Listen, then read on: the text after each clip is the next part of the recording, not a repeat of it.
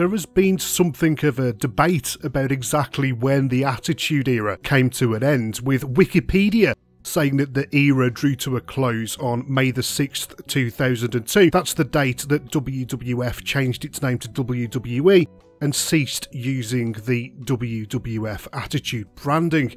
Others say that the Attitude Era ended over a year before that, in April 2001 at WrestleMania 17, when Stone Cold Steve Austin turned heel and joined Mr. McMahon at the shocking conclusion to the show.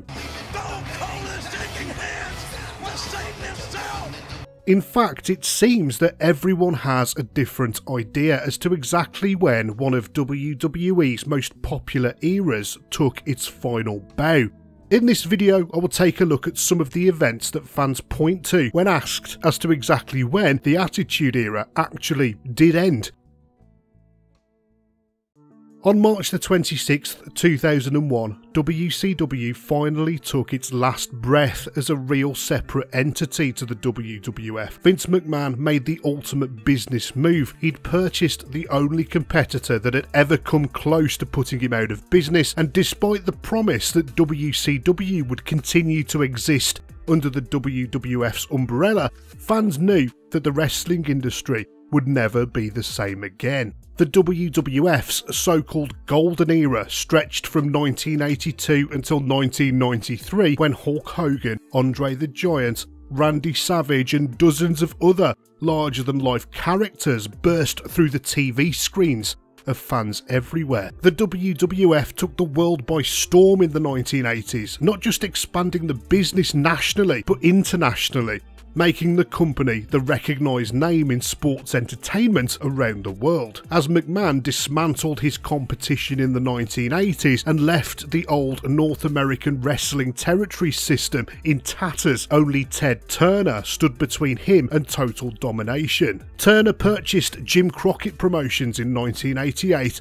and changed the name to World Championship Wrestling, and from then on, he would be a thorn in the side of Vince McMahon for over a decade. WCW was no threat to the WWF for the first few years of its life, with its revolving door of bookers and lack of direction. WCW tried to copy the WWF's presentation of larger-than-life cartoon characters and over-the-top storylines, even going as far as stealing megastar Hulk Hogan away from Vince McMahon's clutches. The direction didn't work, firmly placing WCW as America's #2 wrestling organisation by some distance. The direction of WCW would rapidly change as Eric Bischoff started to market the product towards teenagers and adults. By 1996, grown-up wrestling fans were desperate for an alternative to the WWF's kid-friendly weekly output. And so, WCW Monday Nitro was born, going head-to-head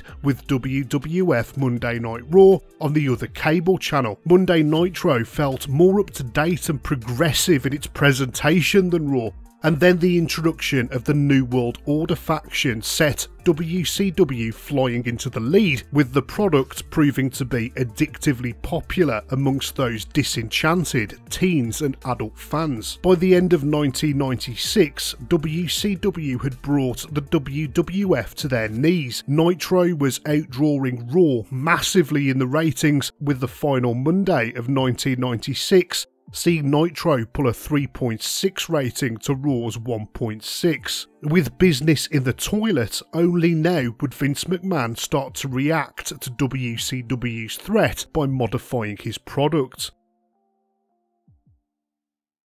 Throughout 1997, Raw would continue to be thrashed in the ratings, but the WWF started to gradually develop its new, more adult attitude. While WCW engaged fans by presenting wrestling as being closer to real life, with gang warfare from the NWO, and presenting the Cruiserweight division as an exciting athletic opener for their shows, the WWF took the concept even further. They outdid WCW at their own game, when it came to appealing to teens and adult fans. The WWF sexualised its product, introduced its own factions, not just one but several. They started swearing on TV, which is something that Eric Bischoff couldn't do on Nitro, and they started putting out risky adult storylines. The matches got shorter too to cater to the fans' attention spans, and within a year, the WWF had turned their television show into can't miss appointment viewing in the ratings war.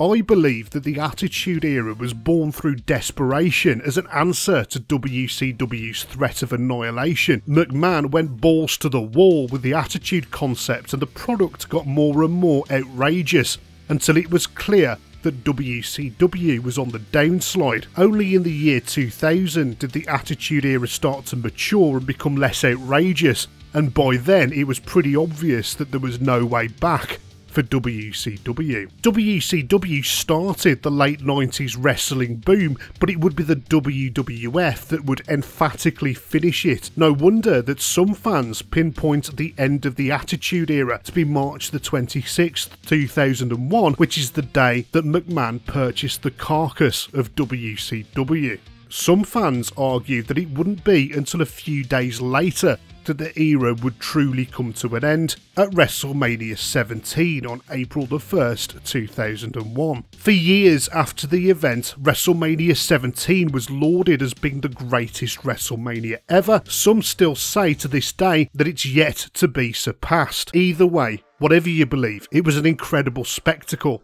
The WWF returned to a huge stadium. For the first time in 9 years, more than 60,000 rabid fans packed the Astrodome in Texas for a main event that saw two of the biggest superstars in wrestling collide as The Rock faced hometown hero Stone Cold Steve Austin for the WWF Championship. During the show, the camera cut to a balcony full of people watching on, and the old WCW Nitro graphic appeared on the screen with the words WCW Wrestlers written on it. It really drove home for the first time that the real WCW was gone forever. The choice of wording wrestlers rather than superstars made clear who the victor was in the Monday Night War, as if it needed spelling out. The reason so many fans point towards this as being the end of the Attitude Era came at the climax of the show after the match between Austin and The Rock. The Rock entered as champion, having won the belt from Kurt Angle at No Way Out, the previous pay-per-view, but by the end of the night, it will be Steve Austin standing victorious as the new champion. Before the pinfall, Austin turned heel by accepting a steel chair as a weapon from Mr. McMahon at ringside. Austin took the chair and clobbered The Rock with it 16 times. After the match, Austin and McMahon shook hands and shared beers. The night after on Raw, Triple H sided with McMahon and Austin, and they both took out The Rock, who in reality was written off TV so he could go and shoot a movie. The Rock was gone, and so was Stone Cold Steve Austin, at least as we knew him. But there are other, more subtle reasons that WrestleMania 17 was the symbolic end of the Attitude Era for some fans. The Right to Censor faction featured on the card, for example. The RTC were a parody by the WWF of the PTC, or Parent Teacher Council, who had a vendetta out for the company at the time. They protested the level of violence and sexualised content on the WWF's television programmes. When forming the Right to Censor, the WWF smartly included some of the Attitude Era's most controversial characters who had apparently seen the light and converted their ways. The Godfather, a pimp that originally came to the ring surrounded by hoes, became the Good Father. The character of Val Venus was a literal porn star during the height of the Attitude Era. He decided to clean up his act to join the group. Stevie Richards originally made his name in the hardcore world of ECW before coming to the WWF. He cut his hair short and changed his name to Steven Richards. While it was a really smart parody by the WWF, it was also an indicator that times were changing for the business, Not only were the Parent-Teacher Council breathing down Vince McMahon's neck, McMahon had also recently floated the family business on the New York Stock Exchange. With shareholders to answer to, the WWF really needed to start cleaning up their act.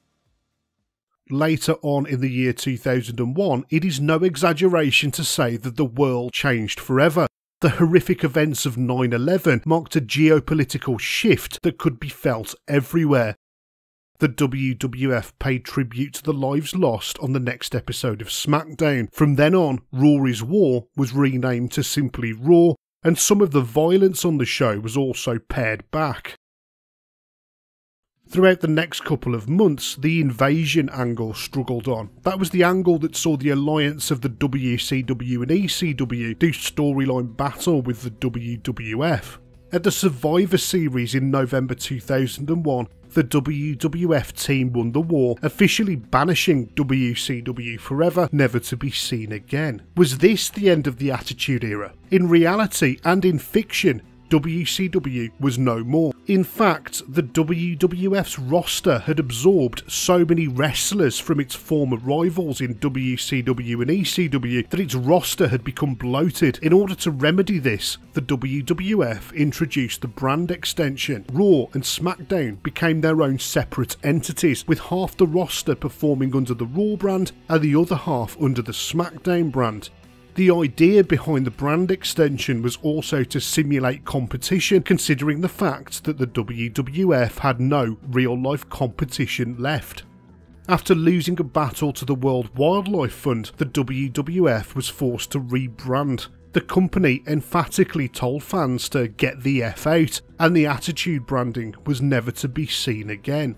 It would be a few weeks later on Raw when Vince McMahon demanded to see ruthless aggression from his superstars. A new era was officially born. The OVW class of 2002 emerged into this new ruthless aggression era. It was an incredible crop of homegrown talent to emerge from OVW, the WWE's feeder promotion in 2002. The very best of that bunch quickly cemented themselves as key players on the roster and soon to be headline superstars. So it's not true that the Attitude Era came to a screeching halt overnight. I believe it was a gradual phasing out as times started to change. Wrestling